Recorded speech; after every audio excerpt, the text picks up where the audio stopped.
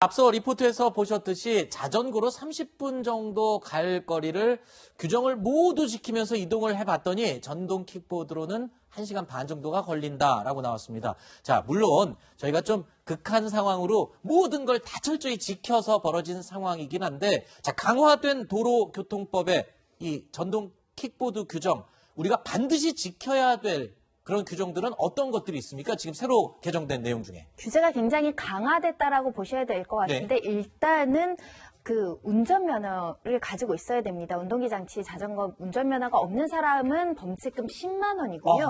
간혹 이제 2명 이상 탑승하는 경우가 있는데 이 경우에도 불법입니다. 네. 특히 가장 중요한 게 헬멧을 착용하지 않는 경우에 범칙금 2만 원을 내야 되고요. 네. 음주 상태로 조금이라도 술 먹고 이제 운전을 하게 되는 경우는 10만 원. 네. 그리고 아까 보신 것처럼 자전거 도로나 이런 것들이 아닌 인도에 올라오는 경우에도 3만 원의 벌칙금이 낼 수 있기 때문에 이런 규정들이 앞으로 이제 시행이 되면 많은 분들이 이제 편의성 때문에 택했다가 네. 또 이제 여러 가지 번거로울 것이다 이렇게 이야기를 하시는 분들이 있는데 교통사고가 늘어나서 이런 규제들이 들어왔다라고 보셔야 되겠습니다. 네. 그러니까 이미 지금 시행이 된 건 5월 초에 12일부터 시작이 됐고 한 달 동안 계도 기간이고요. 다음 달 13일부터는 아까 표에서 보신 그 벌금 여러 개 보셨죠?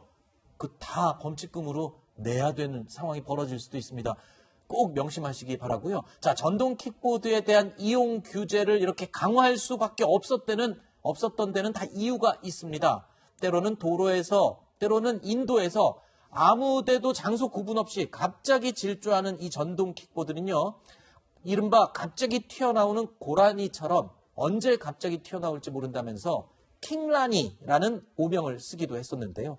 자, 인도와 도로를 구분 없이 질주하면서 안전을 위협했던 그 전동 킥보드들, 그동안 여러 차례 목격됐던 위험천만했던 장면을 저희가 몇 개 골라봤습니다. 자, 먼저 지난 2019년 5월 대전입니다. 한 남성이 인도에서 전동 킥보드를 타고 가다가 11살 아이와 부딪히는 모습인데요.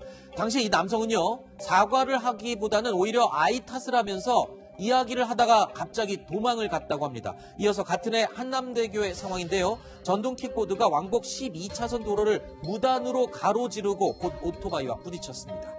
킥보드 운전자는 사고 후에 킥보드를 버리고 또 도주했고요. 오토바이 운전자는 자, 보시는 것처럼 팔과 다리에 심한 부상을 입었습니다.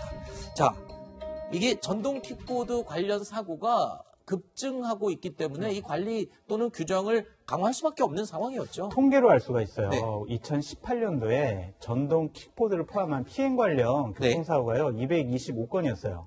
근데 작년 2020년도에는 897건으로 거의 4배 가까이 늘었습니다. 네.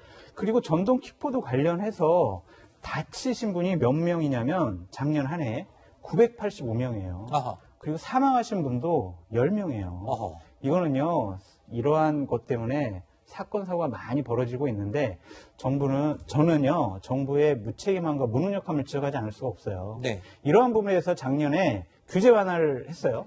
그런데 갑자기 이제 사고가 계속 늘어나니까 다시 재개정안을 내세워서 규제를 네. 강화하는데 정부에 말씀드리고 싶은 게 뭐냐면 생명과 관련된 것은 규제 완화하면 안 돼요. 네. 정말 한 치 앞도 그렇죠. 내다보지 못하는 정부의 정책 때문에 네. 많은 국민들이 위험에 처해 있다. 네. 이렇게 말씀드리고 싶어요. 알겠습니다.